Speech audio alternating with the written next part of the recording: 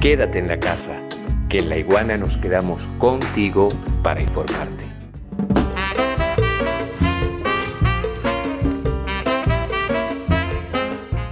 Vamos a dar un paso ulterior y vamos a entrar entonces ahora en la epistemología, es decir, en la filosofía del conocimiento, en la teoría del conocimiento, de cómo se conoce en Miguel de Unamuno, una vez que ya colocamos estas bases conceptuales. Para Miguel de Unamuno no existe una realidad única y común. Y me adelanto, es decir, no existe una verdad única. Me estoy adelantando, por eso la parte epistemológica, la parte del conocimiento.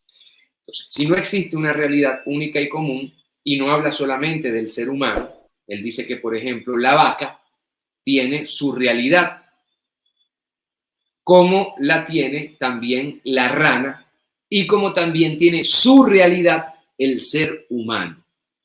El tema está en que el resto de los seres, en el resto de los seres, dejando de un lado al ser humano, la realidad se construye a nivel específico. Pero en el ser humano, su realidad se construye a nivel individual. Individual. Entonces, la realidad de cada quien es específica, la realidad de la rana, la realidad de la vaca es específica, pero en el caso del ser humano, su realidad es netamente individual, se construye a través de lo individual. Y esto nos lleva al concepto de razón para Miguel de Unamuno. La razón, como toda facultad humana, se encuentra al servicio de la vida y no viceversa.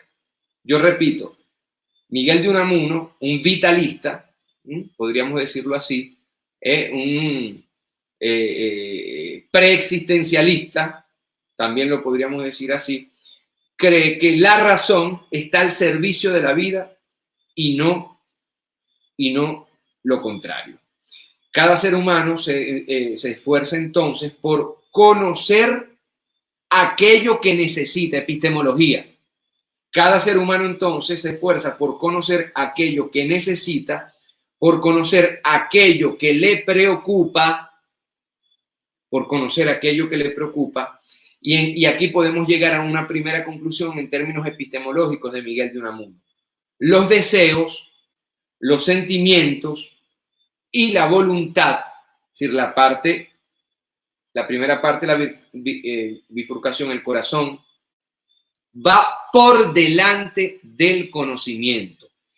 Repito, el sentimiento para Miguel de Unamuno va por delante del conocimiento, y el conocimiento en todo caso quiere conocer lo que necesita para seguir viviendo. Es una teoría epistemológica de Miguel de Unamuno basada precisamente sobre la vida. Es una teoría epistemológica vitalista. Es por ello entonces que Unamuno sostiene que la verdad es relativa, que no hay una verdad única, definitiva, dogmática. Cada verdad para Miguel de Unamuno es propia y personal. Y de aquí surge una ulterior conclusión. Escuchen bien, esto es importantísimo. Además, le da una patada al racionalismo, cuya herencia él debió haber tomado por precisamente la época en la que vivió. Él supera el racionalismo, y él dice entonces, nada se conoce si antes no se quiere. Nada se conoce si antes no se desea. Miren qué interesante esto. Por ende, la conciencia cognoscitiva viene después de la conciencia apetitiva. Se conoce lo que se desea, se conoce lo que se quiere, se conoce lo que se necesita para seguir viviendo. Es un conocimiento entonces permeado por la voluntad misma de lo vital, de la vida. Su epistemología, pues, se funda en el hambre de la inmortalidad, se funda pues en el deseo de la sobrevivencia de cada ser humano de forma individual. El punto de arranque, señoras y señores, de Miguel de Unamuno, el punto de arranque y problema fundamental de la filosofía toda, entonces, es este hambre de inmortalidad, es este deseo de sobrevivencia. Yo lo repito porque no es poco lo que se acaba de afirmar. Dicho todo esto, entonces, ¿qué es la filosofía?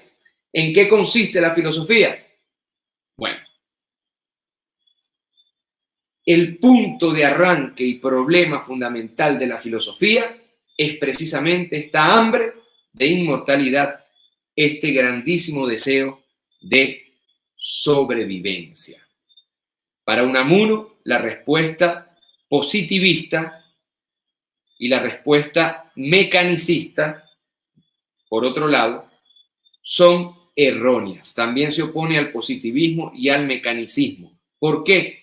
Porque ni el mecanicismo ni el positivismo nos da respuesta a nuestra hambre de inmortalidad.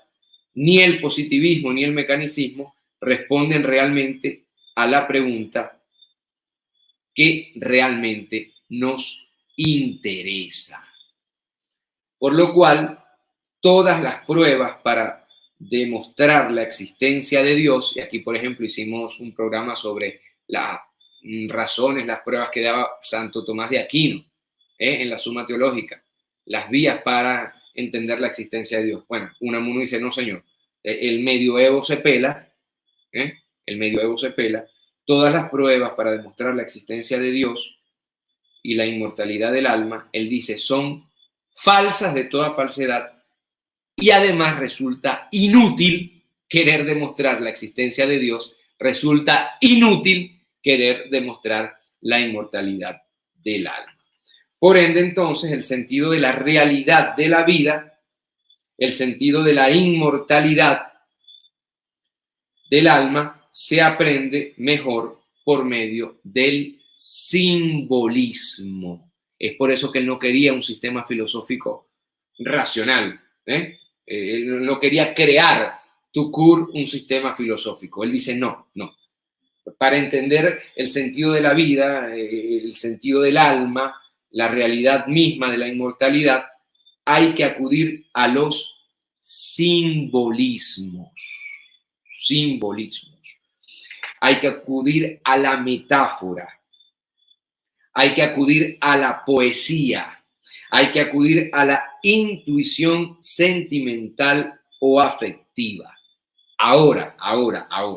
El problema es que por estas vías caminamos en constante soledad, por la vía de la poesía, del simbolismo, por la intuición sentimental, podemos avanzar, pero de forma completamente solitaria.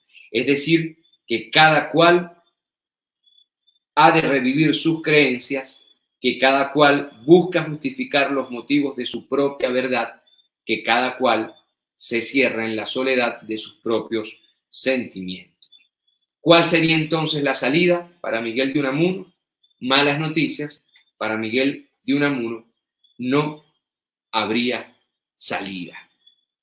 La esperanza nos lleva a la fe, la esperanza nos lleva a la fe y la fe se ve obligada a luchar contra la duda que constantemente coloca la razón sin que sea posible el descanso. Ahí radica, señoras y señores, el motivo fundamental de nuestra existencia trágica, de nuestra vida trágica para Miguel de Unamuno.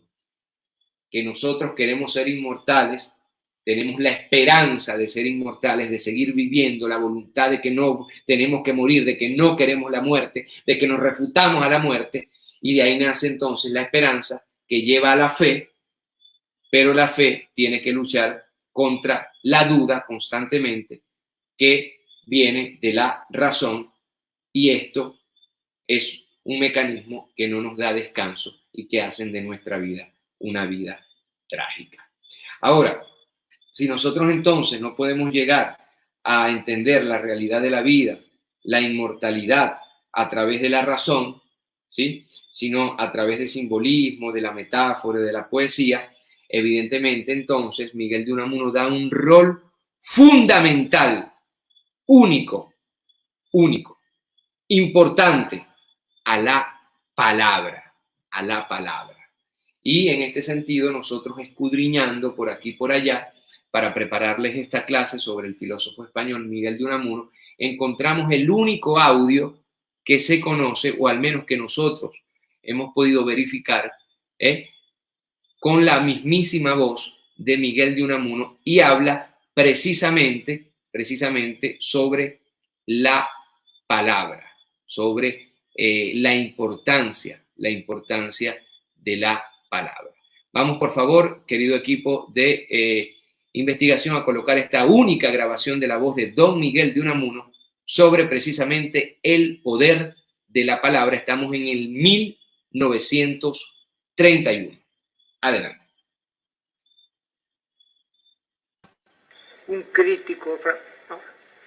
crítico francés de nuestra literatura española dijo que en España apenas hay escritores, sino oradores por escrito. ¿Acaso es cierto? Por mi parte, nada me molesta más que oír decir de alguien que habla como un libro. Prefiero los libros que hablan como hombres. Y lo que es menester es que la gente aprenda a leer con los oídos, no con los ojos. La palabra es lo vivo. La palabra es en el principio. En el principio fue el verbo, y acaso en el fin será el verbo también. Cristo, el Cristo, no carpintero, sino armador de casas, no dejó nada escrito. Toda su obra fue de palabra. Yo recuerdo haber dicho esto: el armador aquel de casas rústicas habló desde la barca, ellos sobre la grava de la orilla y él flotando en las aguas. Y la brisa del lago recogía de su boca parábolas, ojos que ven, oídos que oyen gozan de bienaventuranza. Recién nacían por el aire claro las semillas aladas, el sol las revestía con sus rayos, la brisa las cunaba. Hasta que al fin cayeron en un libro, hay tragedia del alma, ellos tumbados en la grava seca y él flotando en las aguas. Yo temo por mi parte que mueran mis palabras en los libros y que no sean palabras vivas, porque he vivido siempre de vivir de la lengua. Niño viejo, a mi juguete, al romance castellano, me di a sacarle las tripas por mejor matar el año. Mas de pronto estremecióse y se me arredró la mano, pues temblorosas entrañas vertían sonoro llanto. Con el hueso de la lengua de la tradición, badajo, miserere, ave María, tañían en bronce sacro. Martirio del pensamiento, tirar palabras a garfio, juguete de niño viejo, lenguaje de hueso trágico. Y toda la tragedia íntima que lo es, ha sido luchar con la palabra, para sacarle toda la filosofía, toda la religión que lleva implícita, porque una palabra es la esencia de la cosa. Cuando Adán dio nombre a las cosas, las hizo humanas y las humanizó. De tal modo las palabras llevan la esencia humana de las cosas que los que no son nombres propios, los geográficos, los toponímicos, llevan un paisaje, y a las veces basta solo con oír la palabra para adivinar lo que pueda ser la tierra que recibió aquel nombre. Oí una especie de pintura del Duero desde España hasta el centro en Portugal. Arlanzón, Carrión, Pisuerga, Tormes, Águeda, Miduero, lígrimos, lánguidos, íntimos, espejando claros cielos, abrevando pardos campos, susurrando romanceros. Valladolid, le flanqueas, de niebla le das tus besos, le cunabas a Felipe con cejas de comunero. Tordesillas de la loca de amor vas bismando el duelo, a que dan sombra piadosa los amores de don Pedro. Toro erguido en Atalaya, sus leyes no más recuerdo, hace con tus aguas vino al sol de León brasero. Zamora de doña Urraca, Zamora del Cid Mancebo, sueñan tus torres con ojos, siglos en corriente espejo. Arribes de Fermoselle por Pingorotas berruecos, temblando el Tormes se acuesta en tu cauce sin sueños. Code de Mieza que cuelga sobre la cima del lecho, escombreras de la verde donde se escombraron rezos, Fregenera fronteriza con sus viñedos por fresnos, barca d'alba del abrazo del águeda con tu estero, Douro que bordando viñas vas a la mar prisionero. De paso coges Altámega, de hondas saudades cuébano. En la foz, su fozo, en Porto sueña, con el urbión altanero, Soria en la sobremeseta, con la mar, toda sendero. Árbol de fuertes raíces aterrado al patrio suelo, beben tus hojas las aguas, la eternidad del sueño. Nombres hay, por ejemplo, como el de Madrigal, que él solo pinta casi. Madrigal de las altas torres, allí donde murió Fray Luis de León, donde fue enterrado el príncipe Don Juan, donde había nacido Isabel la Católica. Ruinas perdidas en campo, que el lecho de mar fue antes de hombres, tus cubos mordieron el polvo, Madrigal de las altas torres. Tú la cuna de Isabel, tumba de Don Juan, fatídico brote, cayó en Salamanca dorada y en Ávila fúnebre corte. Medina la del Campo sueña, cigüeñas, cornejas al borde, el de César Borja que salto, San Juan de la Cruz que se esconde. Cielo del águila bicéfala, nubarrones llegan del norte, Maldonado, Bravo, Padilla, Lutero le corresponde. Don Sebastián el encubierto, el rey del misterio, Quijote de Portugal, ay pastelero, verías quién sabe de dónde. Fray Luis de León, ojos, mano, se doblan a la última noche, quebrada la cárcel de carne, su mente al sereno se acoge. Castilla, Castilla, Castilla, madriguera de recios hombres, tus castillos muerden el polvo, Madrigal de las altas torres, ruinas.